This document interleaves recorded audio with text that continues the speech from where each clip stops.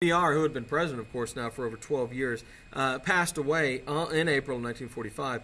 The new president will be Harry Truman. Harry Truman has no international experience and had very little contact with FDR. He really didn't know what was going on. We talked about this when we talked about dropping the bomb. Unlike FDR, who believed that Stalin could be worked with, FDR and Stalin had a fairly decent relationship. Truman was essentially scared of the communists. He was kind of the first Cold Warrior in many ways. He did not trust Stalin. In fact, he kind of hated them, as he had a general aversion to communism and communist period. On April 23rd of 1945, so right after FDR dies, Truman meets with the Soviet diplomat Molotov. He criticizes Molotov for violating the agreement on Poland that had been made at Yalta.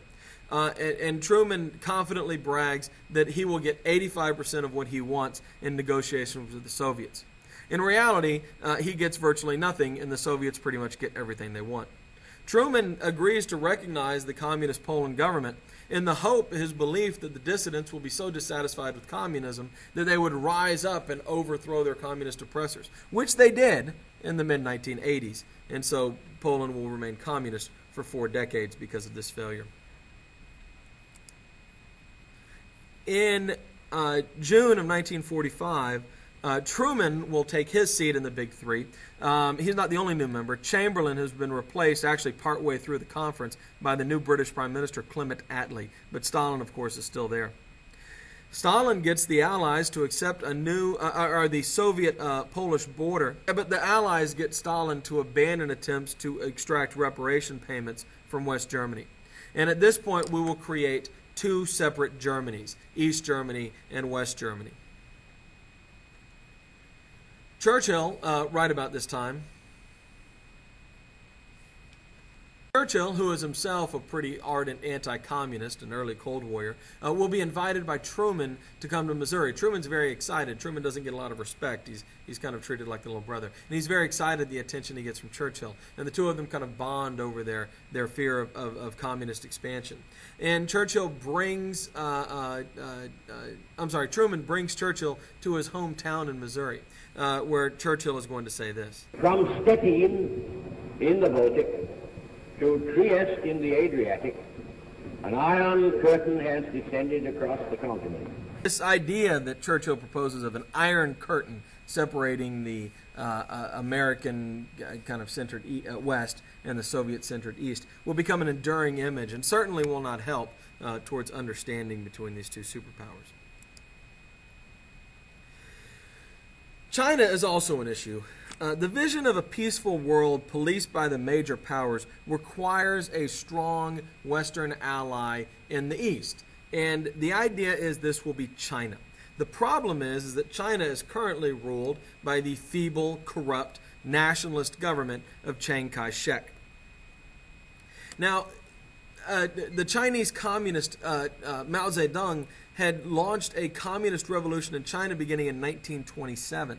And it wasn't going that well for Mao. It was going okay. But when World War II broke out, when the Japanese began to invade into China, the Chinese government found itself all of a sudden fighting both the Japanese invader and its own civil war against the communists.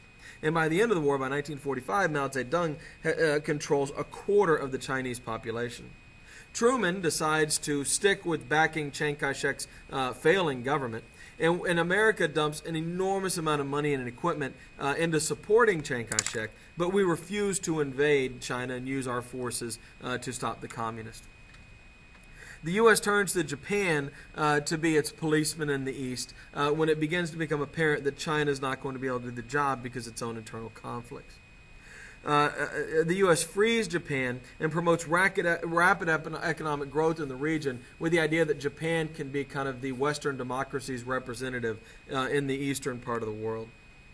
By now, America and the Soviet Union are beginning to view the world as spheres of influence that are either dominated by the Americans and their allies or the Soviets and their allies. And this is really the Cold War, essentially. In late 1945, America turns to a new policy. It's called containment. Stalin is trying to control the Mediterranean by trying to gain control of Turkey and Greece. The British announced that they no longer can be a major world power. They no longer can help. They simply don't have the money, really, or the resources to make this happen. Truman, in response to Britain kind of pulling out of being one of the world police, announces a new policy called Containment. It's based on a low-level diplomat named George Kennan's what we call the Long Telegram. And in it he says a long-term, patient but firm and vigilant containment of Russian expansive tendencies is what America needs to win this Cold War. On March 12th of 1947, Truman announces, "I believe it must be the policy of the United States to support free people who are resisting attempted subjugation by armed minorities or by outside pressures." Which means America has now announced that we will back any country in the world where there are outside pressures or armed minorities trying to overthrow the government. To this end, we give $400 million in aid to Turkey and Greece, and it works. We're able to keep Turkey and Greece from establishing communist Soviet-backed governments. And this success will set the template for Truman's foreign policy going forward. Supporters of containment claim that it is a response to an appropriate response to the breakdown of relations between the Soviet Union and the United States. Critics argue it is the cause of the breakdown. Is seeing the world as good guys and bad guys is the cause of the Cold War and not a result of the Cold War. Conservatives, what are sometimes called paleo-conservatives, they want more. They don't think it's enough to contain the Soviet Union. They want to push the Soviet Union out of places where it already is, or push communism out of places where it already is. And so there are many people in America, or there are some people anyway, who are arguing that Truman isn't going far enough.